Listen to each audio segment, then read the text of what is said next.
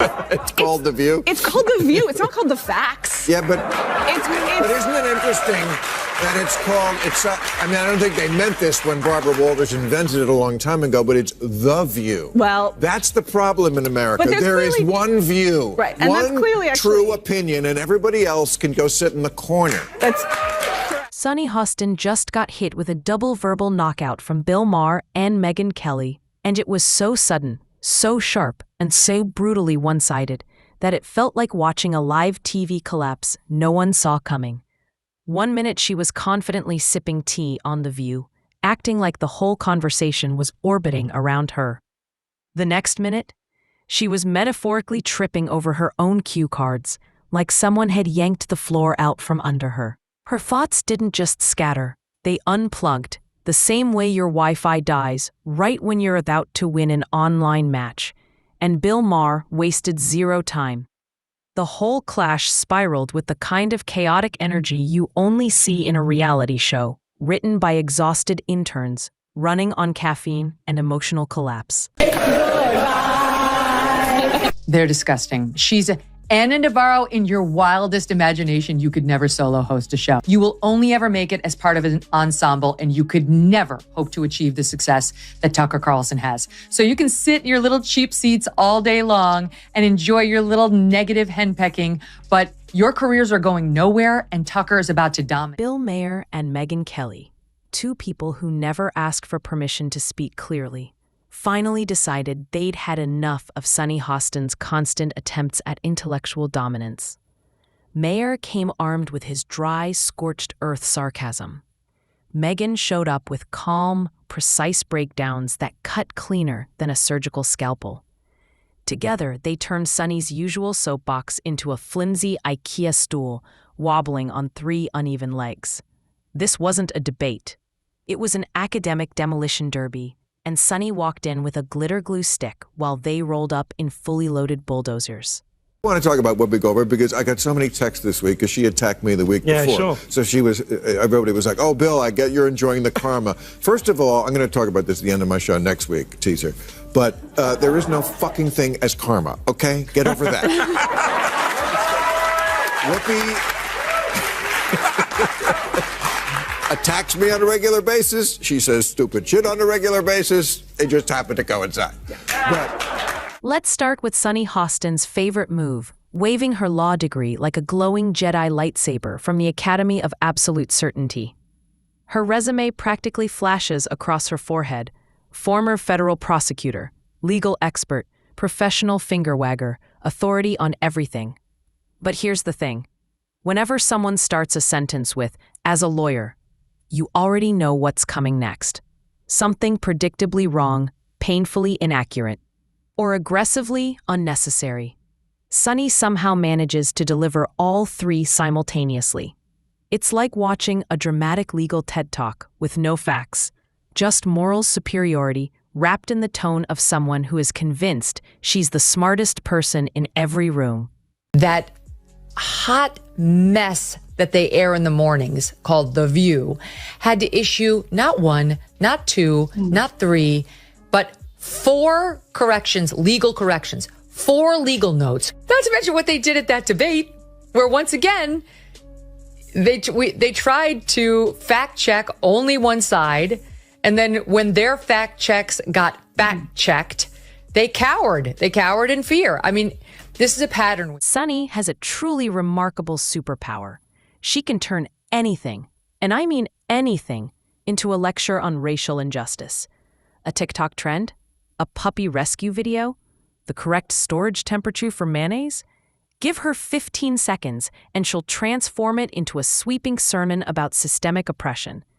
It's like watching the human version of a chaotic Twitter feed, loud, dramatic, and determined to misunderstand everything on purpose. Even Whoopi Goldberg has visibly struggled to sit through the spiraling mess happening next to her. Any term you want. Okay. Because maybe that is a word that's triggering, and so let's not use that word. I don't know, want to call it the super far left? But don't tell me the left Or maybe the super far right. Well, he's talking about the left. Well, then okay, but we talked about that. I mean, I think we agree about the danger of the super far right, and I can't say it enough. I think they're the bigger threat. But don't tell me that the left hasn't changed. I mean, I'm old enough to remember when it was the conservatives who hated the Jews. Yeah. Okay. Sunny didn't just get challenged this time. She got steamrolled in a philosophical demolition derby. The only thing she managed to keep intact was her trademark expression of moral disappointment. Sunny doesn't have discussions. She performs courtroom dramas where she plays the star, the jury, the judge, and the applause track all at once. But Maher and Megyn don't play by that script. They don't need cheers or emotional theatrics. They bring facts, wit, and logic that flip the entire dynamic instantly. And when Sunny gets backed into a corner by basic truths, she doesn't adjust. She doubles down, like volume alone will magically turn her argument into brilliance. And finally, new rule. Stop saying that Whoopi Goldberg getting yanked from The View right after she attacked me on The View is karma. There's no such thing as karma. Sorry. Sorry, but life is random. The only word to describe it when a big game hunter gets trampled by an elephant and then eaten by lions is hilarious.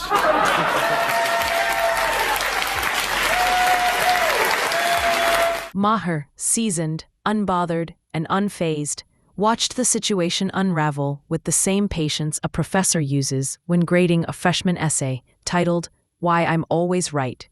He didn't even need to interrupt her.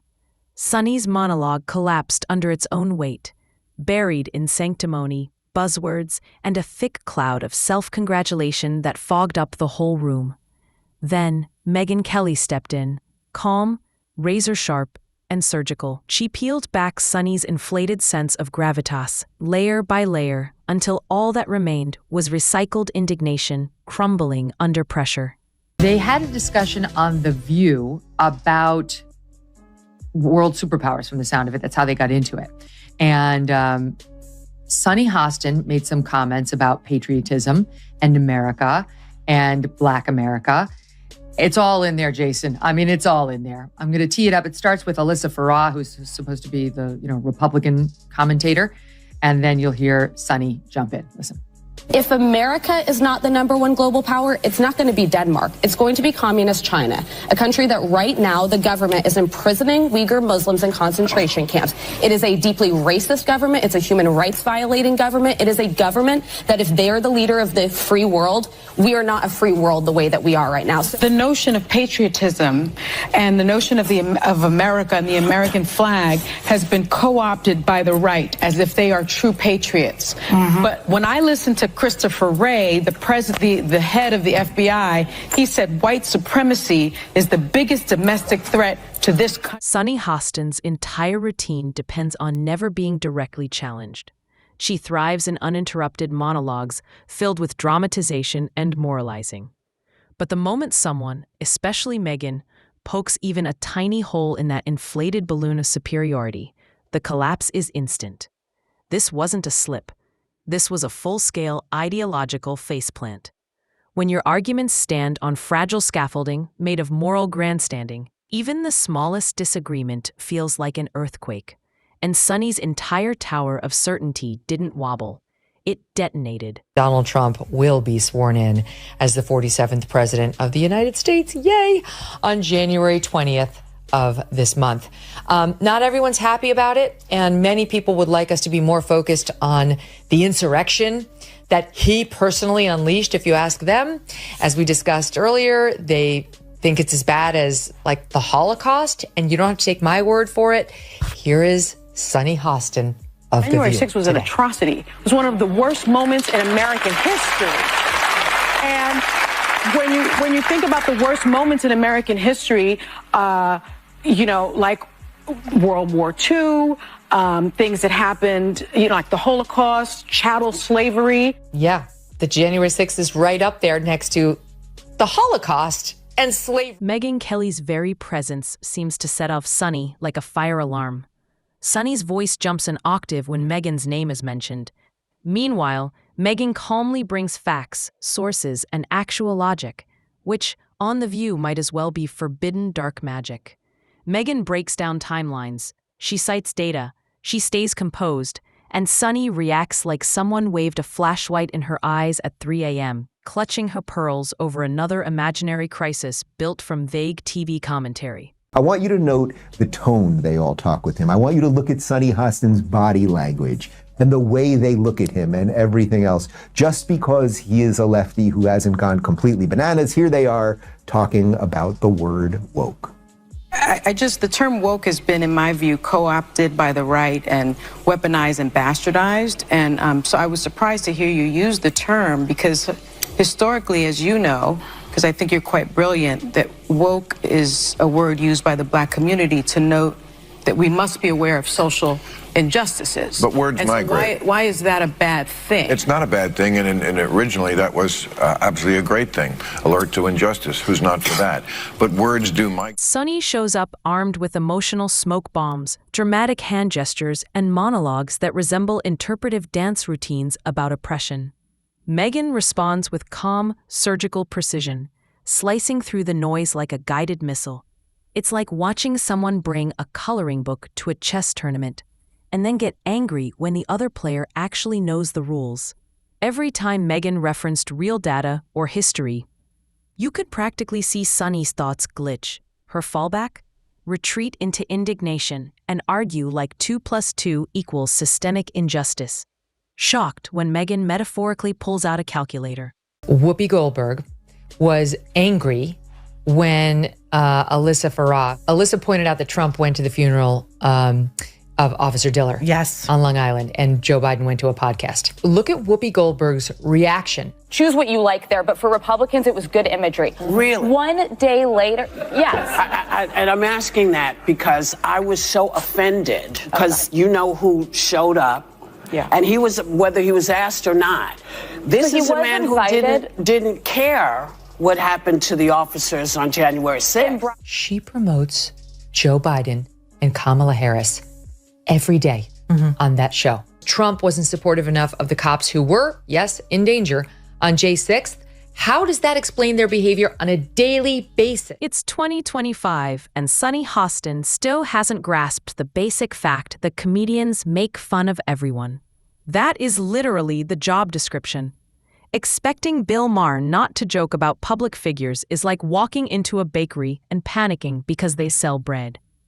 But every time he says something mild, Sunny reacts like someone just read her middle school diary out loud. Full gasps, full outrage, zero argument.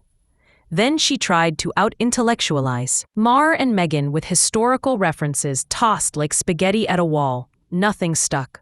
She threw out half-formed legal jargon like unpinned grenades, hoping it sounded profound.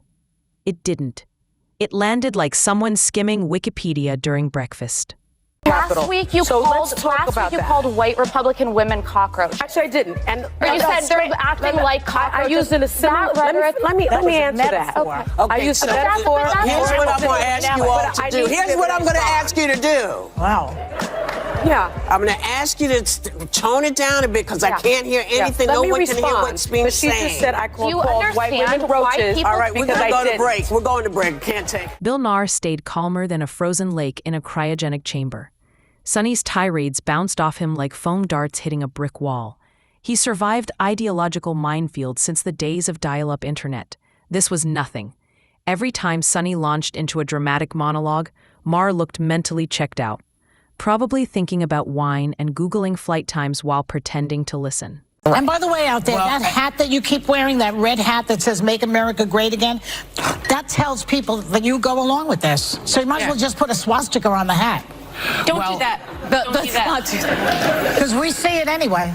I'm not going to defend Donald Trump ever, but I would never say that we should put the swastika on the cap because I think you can hate Donald Trump. You can't hate everybody who likes him. It's half the country. I don't want to live in that country. I don't want to live in the country where I hate half the country and I don't hate half the country. How dare you disagree with me? Megyn Kelly never needed to raise her voice. Her calm replies quietly dismantled Sunny piece by piece. Sunny doesn't debate. She performs judgment rituals. But when another woman pushes back, especially Megyn, the sisterhood evaporates and she launches straight into combat. Her final meltdown came when she shifted from losing the argument to playing the moral victim, her usual escape hatch. Megyn didn't fall for it. Megyn didn't fall for it, and viewers saw straight through it. Sunny Hostin didn't suffer a physical fall. She suffered a worldview collapse. And no matter how loudly she protested, one truth was impossible to miss. Sunny Hostin got absolutely torched on live television.